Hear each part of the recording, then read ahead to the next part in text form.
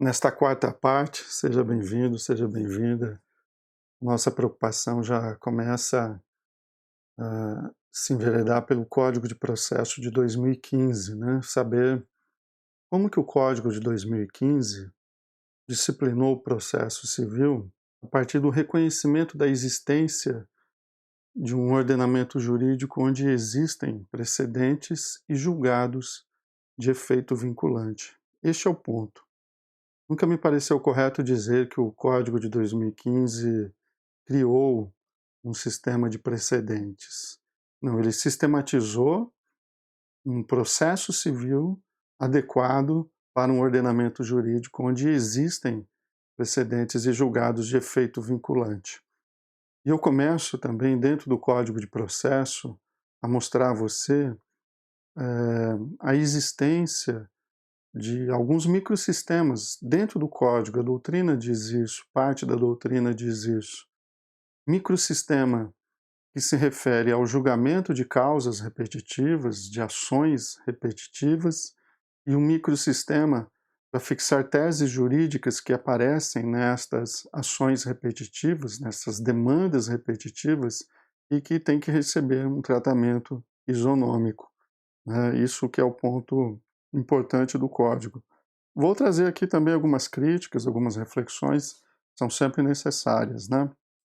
Pois bem, o Código de 2015 teve grande preocupação com a questão da isonomia de tratamento judicial. Lembrando que tratar igualmente os iguais não significa tratar igualmente os desiguais, né? Aquela essência da isonomia material. Né? Tratar igualmente os iguais, desigualmente os desiguais, na exata medida das suas desigualdades, né? Agora, a preocupação também é o combate da jurisprudência divergente, né? Você vê um tema, pesquisa um tema, você encontra dois julgados completamente divergentes sobre aquela questão. Ou, o que é pior ainda, né? A hipótese de jurisprudência dispersa. Você não vê dois entendimentos, mas você vê vários entendimentos sobre uma mesma questão de direito, né? Então esse é o ponto do Código de 2015. Há uma exigência que vem do direito inglês, né? Uma frase repetida por todos os autores que estudam os binding precedents, né? Que é tratar igualmente os casos semelhantes, os casos iguais, né? E, claro, fazendo as devidas distinções, o distinguish, mas tratar igualmente aqueles casos que apresentam, ou a tese jurídica, a questão jurídica que se prolifera, que se repete em várias ações, né? Isso está intimamente ligado à ideia de segurança jurídica, previsibilidade, princípio da proteção da confiança, né? De você ter condições de saber como que o judiciário vai agir, como que a administração pública vai agir. Aqui a função que se chama de nomofilásica ou nomofilática, um problema de origem italiana ou espanhola da palavra, né, no uso, nomofilásica, função de interpretar e aplicar o direito de maneira uniforme, né, aquilo que é uma exigência fundamental. Pessoas que se encontram numa mesma situação sejam tratadas igualmente. A função nomofilásica é uma função dos tribunais, sobretudo os superiores, né, de interpretar e aplicar, sem necessariamente dividir esses momentos, o direito de uma maneira uniforme, né? Por que existe uma corte superior como a STJ? Já falamos aqui, para que se uniformize o entendimento sobre uma questão de direito, e não para que ele seja ou dê causa a divergências, né? A função paradigmática dos tribunais superiores. Julgados dos tribunais superiores, aliás, é para isso que eles existem, né? Que eles possam proferir decisões que, pelo seu conteúdo, não só pela sua autoridade, pela sua hierarquia, mas pelo seu conteúdo, possam servir de paradigma para a solução dos casos análogos e posteriores, né? A importância de desenvolver técnicas de julgamento para evitar a multiplicação de ações, né, multiplicação de demandas perante o Poder Judiciário. Então, tudo isso é fundamental perante o ordenamento jurídico brasileiro, né? Nós temos também que observar, para progredirmos, uma questão terminológica. Eu tenho pegado no pé dos meus alunos e no meu, né? Faço aqui um parêntese, eu me policio. Muitas vezes em sala de aula, eu cheguei numa sala de aula e disse para os alunos, olha, pesquisem uma jurisprudência. E o que eu estava querendo dizer para eles era, pesquisem um julgado sobre esta questão. A jurisprudência é um conjunto de julgados sobre uma mesma questão em um mesmo sentido.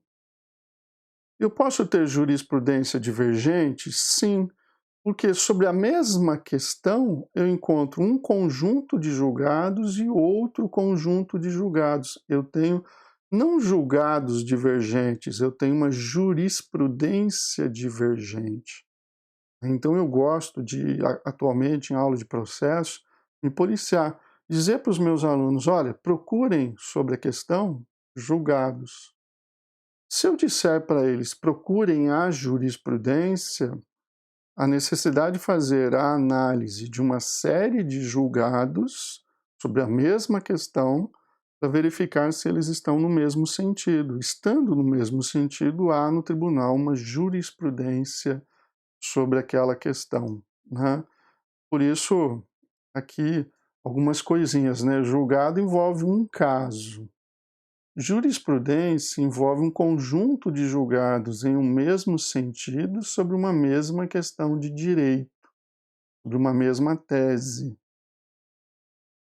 Veja, é o sentido que eu tenho usado e acho importante, né, que a gente tenha condições de usar um vocabulário unificado. Súmula, a rigor, a súmula, a rigor é um enunciado sumulado, resumido, né? Um enunciado resumido sobre a jurisprudência dominante, né? Então aí a súmula cumpre um papel de dizer, olha, como existe um conjunto de julgados no mesmo sentido sobre uma mesma questão, essa jurisprudência dominante, é muito importante comunicar à comunidade jurídica qual é este entendimento que deve prevalecer, uma súmula persuasiva, por exemplo, e, num caso súmula vinculante, muito mais ainda.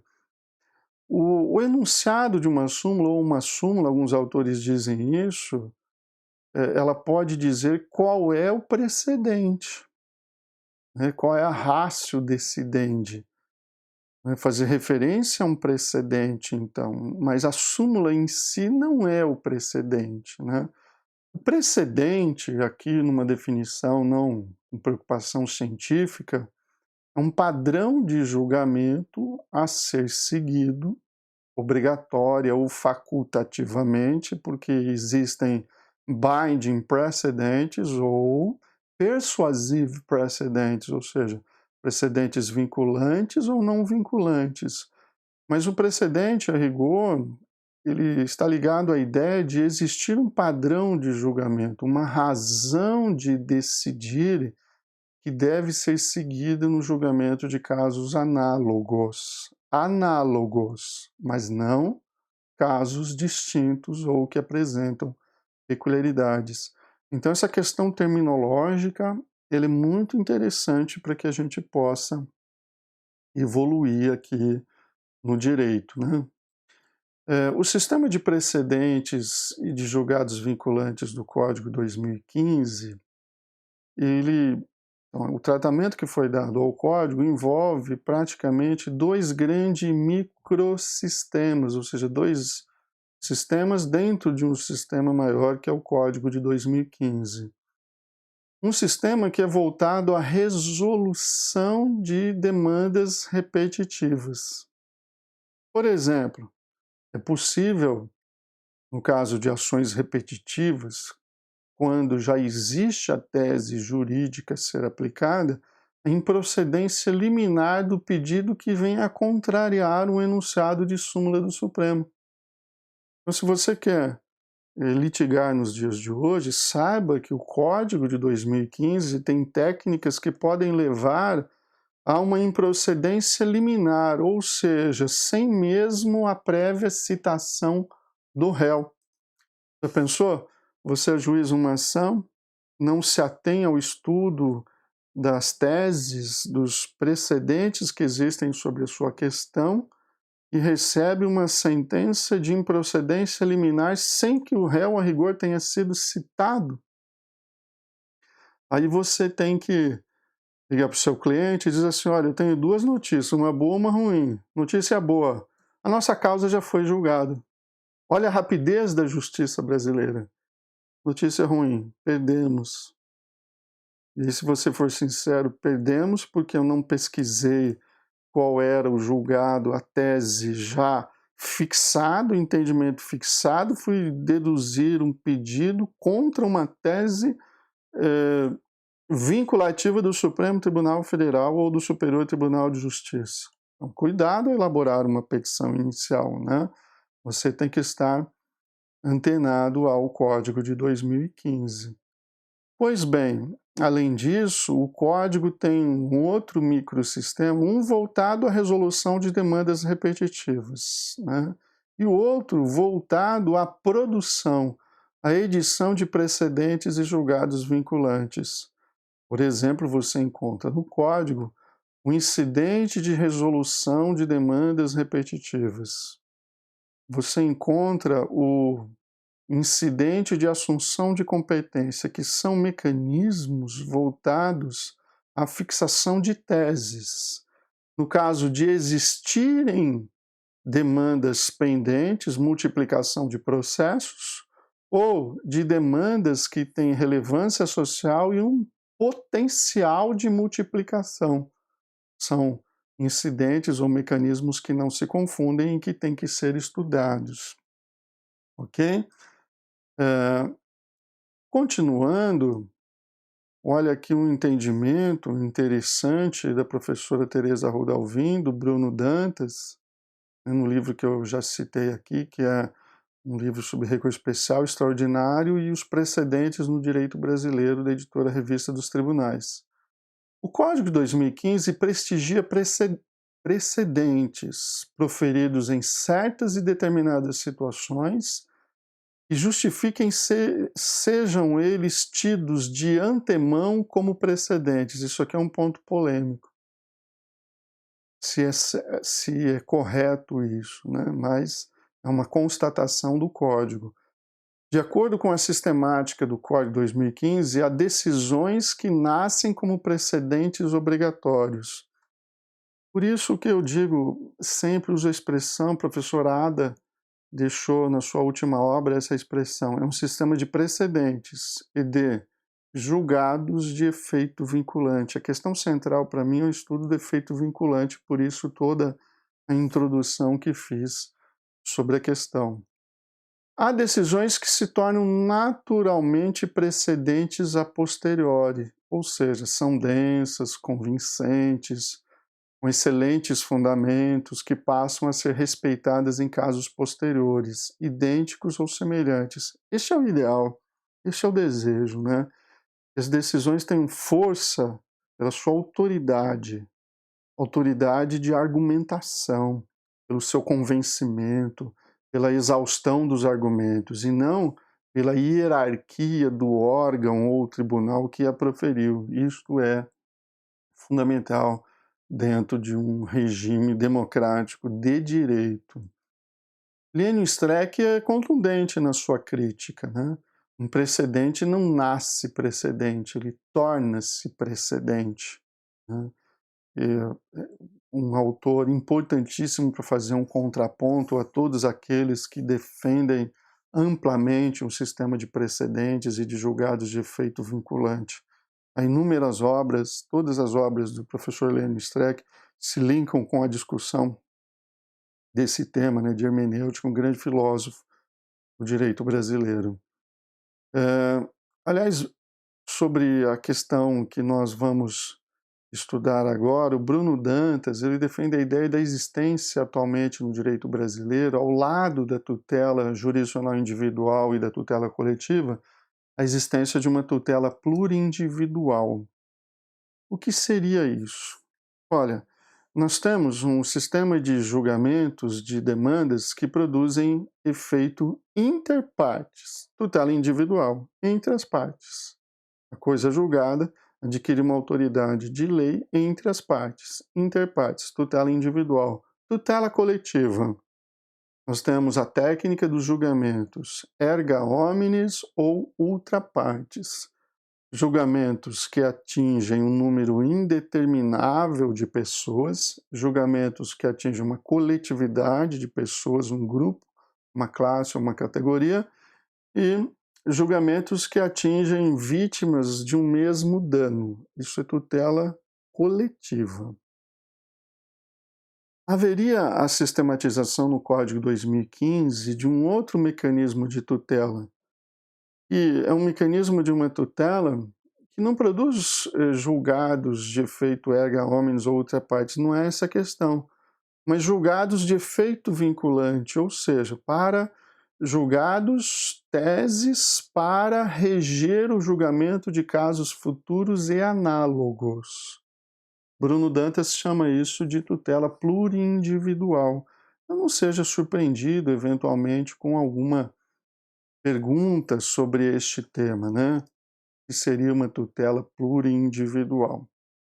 Pois bem, a superação do dogma da completude do ordenamento jurídico, as questões que eu já disse aqui e que repito, né, nós passamos a ter no direito brasileiro eficácia normativa dos princípios, utilização de conceitos vagos e indeterminados, cláusulas gerais. E aí, uma tentativa do Código de 2015, no artigo 927, já vou interromper aqui para fazer uma advertência importantíssima. Por favor, preste atenção, nós estamos entrando no Código de Processo Civil. O artigo 927 ocupa um papel central na sistemática do Código 2015. A partir dele, é dele que se irradiam vários outros institutos, ou vários se irradiam para ele, a maneira de enxergar esse fenômeno, mas há vários outros institutos linkados ao artigo 927 do Código. Então, para que você faça um estudo sistemático de compreensão que ganhe tempo, preste atenção nisso, por favor, é fundamental, né? E este artigo central, 927 do Código, ele vai estabelecer que juízes e tribunais observarão. Há controvérsia na interpretação desta palavra, o que significa observar. Eu acho que não é meramente contemplar, é ao menos considerar. Os defensores do sistema de precedentes vinculantes dizem não, vinculação que está aqui nesta palavra, essa é a discussão. Agora, importante observar, o Código de Processo Civil não deixa dúvida. O que está no rol do 927 tem que ser observado, inclusive de ofício. Sabe aquelas questões que o juiz tem que conhecer, ainda que não tenham sido suscitadas e provocadas pelas partes, né? Claro, com observância do contraditório, artigos 9 e 10 do Código de Processo 2015, sim, observância do contraditório, vamos ouvir previamente as partes, mas a questão tem que ser observada. Eu já reforço o entendimento. Só uma breve leitura, é uma introdução, depois vou fazer uma análise detalhada das hipóteses. Juízes e tribunais observarão decisões do Supremo em controle concentrado de constitucionalidade, enunciados de súmula vinculante, acórdãos em incidente de assunção de competência ou de resolução de demandas repetitivas, IRDR, ou em julgamento de recursos extraordinário e especial. Teses jurídicas fixadas no julgamento de causas repetitivas e fixadas no julgamento do IAC, que em rigor não é um instrumento voltado ao julgamento de causas repetitivas. Atenção com esse detalhe. Enunciados de súmulas do Supremo sobre matéria constitucional, do Superior Tribunal de Justiça em matéria infraconstitucional, a orientação do plenário ou do órgão especial aos quais estiverem vinculados, por exemplo, juízes de direito, que são juízes estaduais, estão vinculados àquilo que os tribunais de justiça do seu estado disserem, estabelecerem, né?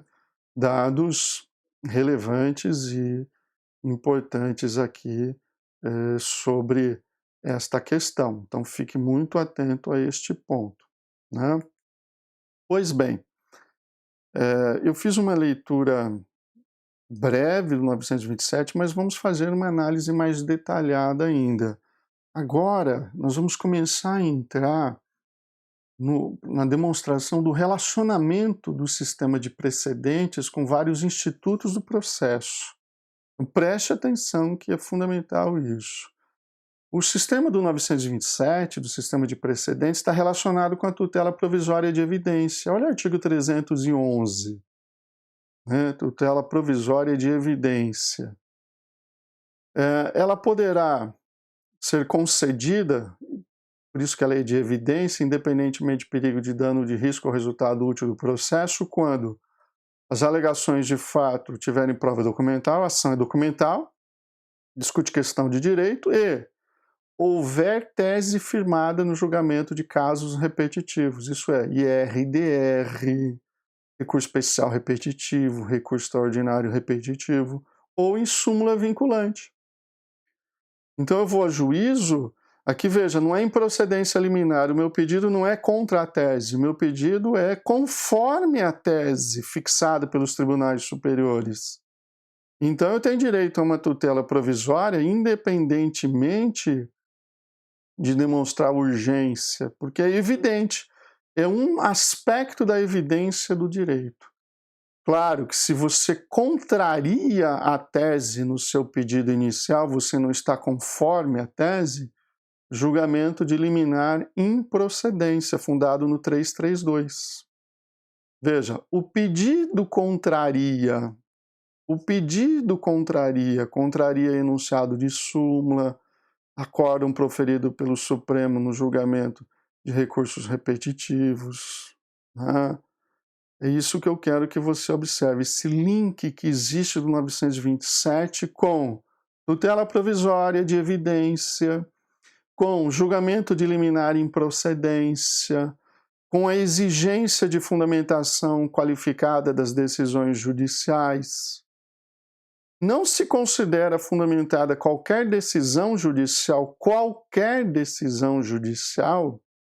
que se limite a invocar precedentes, sem analisar os fundamentos determinantes. Então, a exigência de qualificação fundamental está umbilicalmente ligada com o sistema de precedentes. Por quê? O sistema de precedentes não autoriza só invocar a tese, a súmula, mas analisar os fundamentos determinantes, a ratio decidendi, analisar se há o ajuste do caso a ser julgado àquele que levou ao precedente vinculante. Não é fundamentada uma decisão que deixa de seguir enunciado de súmula, jurisprudência ou precedente invocado pela parte. Sempre a necessidade de duas técnicas quando você aplica precedente. A técnica da distinção, distinguish, verificar se o caso se enquadra na hipótese do precedente, ou se ele não se enquadra, que é o distinguish. Verificar se ele não está superado, se não ocorreu o overruling, a superação do precedente. Então, um link muito importante. A relação do sistema de precedentes também com o dever de fundamentação analisado no 927. Juízes e tribunais observarão o disposto no artigo 10, no 489, quando decidirem com fundamento neste artigo.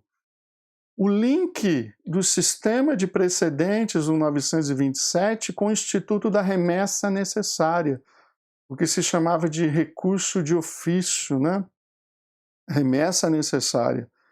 Não há remessa necessária. Dentre outras hipóteses, remessa necessária, aquela situação de uma decisão judicial que é proferida em primeira instância e que ela só produz efeitos depois de confirmada pelo tribunal.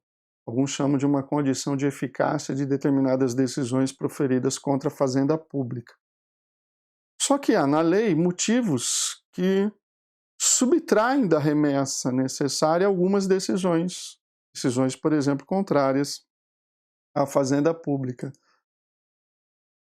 Há ligação do sistema de precedentes, porque se diz no 496, parágrafo 4º, não se aplica, não há remessa necessária quando a sentença estiver fundada em súmula, acórdão no julgamento de casos repetitivos, entendimento firmado em RDR.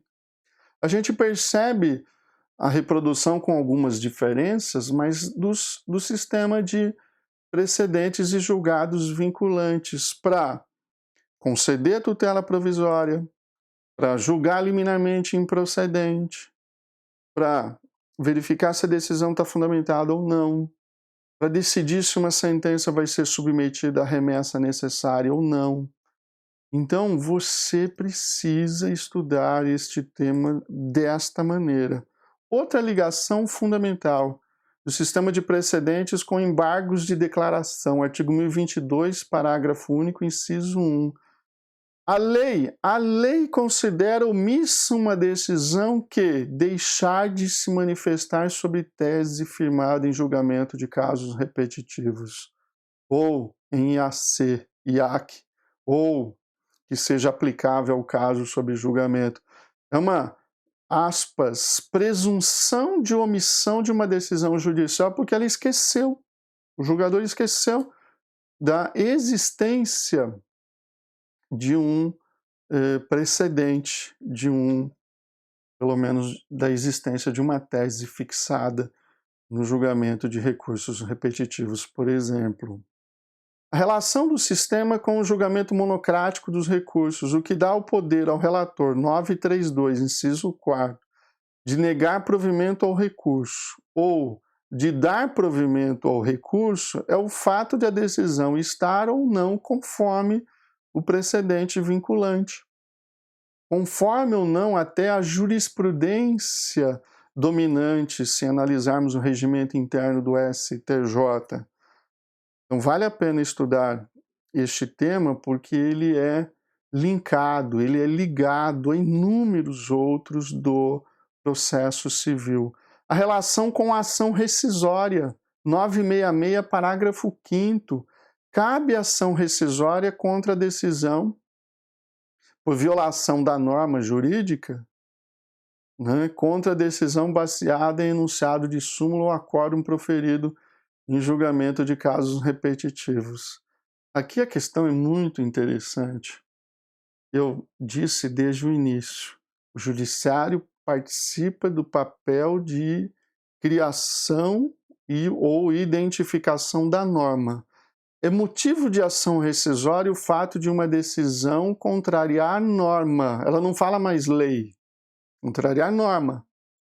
Então, se ela contraria uma decisão proferida pelo Supremo que diz qual é a norma que fixa o entendimento de forma vinculante, isso autoriza a ação rescisória, com fundamento nesse inciso 5, que é a violação de norma jurídica. Então, ligação do sistema de precedentes com a ação rescisória. Há uma ligação muito grande com diversos institutos do processo civil. Olha, o próximo tema nosso é uma questão um pouco crítica, uma análise de precedentes e a criação do direito pelo Poder Judiciário. Nós vamos enveredar um pouquinho por essa discussão. Eu quero convidar você para o nosso próximo blog, para a nossa próxima aula, para o nosso próximo vídeo sobre este tema, né? O tema é complexo, tem que comportar esses inúmeros desdobramentos. Convido você para chegar lá, hein? Me acompanhe, por favor.